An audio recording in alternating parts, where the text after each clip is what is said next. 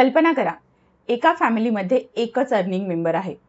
सगळं व्यवस्थित चालू आहे, SIP सुरू आहे, सेव्हिंग्स आहेत, फ्युचर प्लॅनिंग सुरू आहे. पण अचानक एक मेडिकल इमर्जन्सी येते किंवा ॲक्सिडेंट होतो आणि काही महिन्यांसाठी इन्कम थांबते.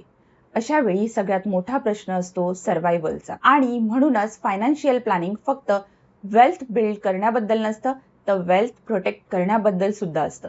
अनेक लोक SIP, म्युच्युअल फंड आणि इन्व्हेस्टिंग बद्दल विचार करतात, पण प्रोटेक्शनकडे दुर्लक्ष करतात.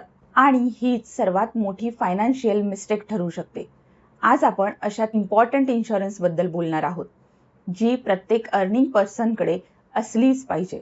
त्यामुळे हा व्हिडिओ शेवटपर्यंत नक्की बघा. नमस्कार, मी स्वप्नाली आणि तुम्ही पाहत आहात फॉरेस्ट वेल्थ मराठी. आपण वेल्थ क्रिएशन बद्दल खूप बोलतो, SIP बद्दल बोलतो, इन्व्हेस्टिंग बद्दल बोलतो, पण एक गोष्ट लक्षात ठेवली पाहिजे. इन्व्हेस्टमेंट फ्युचर बिल्ड करतं, पण इन्शुरन्स फ्युचर प्रोटेक्ट करतं.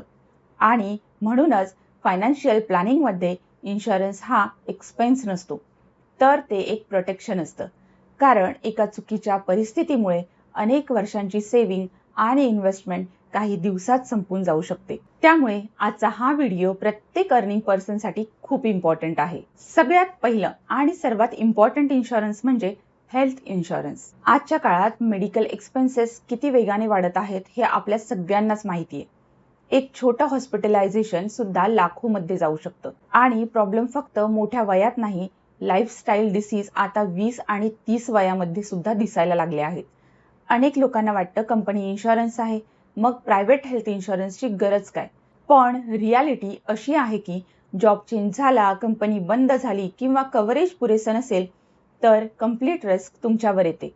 आणि मेडिकल इमर्जन्सीमध्ये लोक इन्व्हेस्टमेंट तोडतात, सेव्हिंग वापरतात किंवा कर्ज घेतात. म्हणजे वेल्थ बिल्ड करण्यासाठी केलेली मेहनत एका इमर्जन्सीमुळे मागे जाऊ शकते. म्हणून हेल्थ इन्शुरन्स ही लक्झरी नाही, तर नेसेसिटी आहे. दुसरा इम्पॉर्टंट इन्शुरन्स म्हणजे टर्म इन्शुरन्स. खरं सांगायचं झालं तर टर्म इन्शुरन्स ही इन्व्हेस्टमेंट नाही, ते प्युअर प्रोटेक्शन आहे. जर फॅमिली एका अर्निंग मेंबरवर डिपेंड असेल तर त्या इन्कमचं प्रोटेक्शन खूप इम्पॉर्टंट होतं. कारण अर्निंग पर्सनला काही झालं तर फक्त एक व्यक्ती हरवत नाही, तर complete financial support system disturb होतो. EMI, मुलांचं शिक्षण, घर खर्च, फ्युचर गोल्स सगळ्यावर परिणाम होतो. आणि म्हणून टर्म इन्शुरन्स म्हणजे फॅमिलीसाठी इन्कम रिप्लेसमेंट. अनेक लोक इन्शुरन्स घेताना रिटर्न्स किती मिळतील हा विचार करतात, पण टर्म इन्शुरन्सचा पर्पज रिटर्न नाही, तर रिस्पॉन्सिबिलिटी प्रोटेक्ट करणं आहे. आणि जितक्या लवकर तुम्ही इन्शुरन्स घेता तितका प्रीमियम कमी राहतो. आता इथे एक इम्पॉर्टंट सायकोलॉजिकल पॉइंट समजून घेऊया. बहुतेक लोक इन्शुरन्स उशिरा घेतात कारण त्यांना वाटतं माझ्यासोबत असं काही होणार नाही. पण प्रॉब्लेम असा आहे की इन्शुरन्सची गरज कधी पडेल हे कोणीच प्रेडिक्ट करू शकत नाही. अनेक लोक 1 लाखाचा फोन घेऊ शकतात, पण 10 ते 15 हजार इन्शुरन्स प्रीमियम त्यांना एक्सपेन्सिव्ह वाटतो. कारण फोन इन्स्टंट हॅपीनेस देतो, पण इन्शुरन्स फ्युचर रिस्क बद्दल विचार करायला लावतो आणि लोक तो विचार अवॉइड करतात.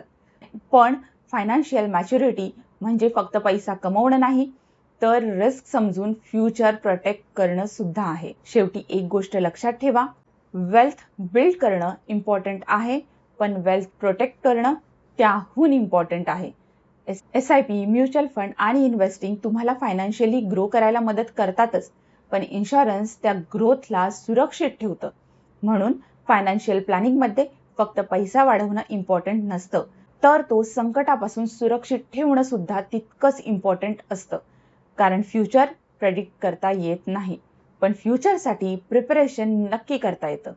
जर तुम्ही फॅमिलीसाठी काम करत असाल, फ्युचरसाठी सेव्हिंग आणि इन्व्हेस्टमेंट करत असाल, तर प्रोटेक्शनकडे दुर्लक्ष करू नका.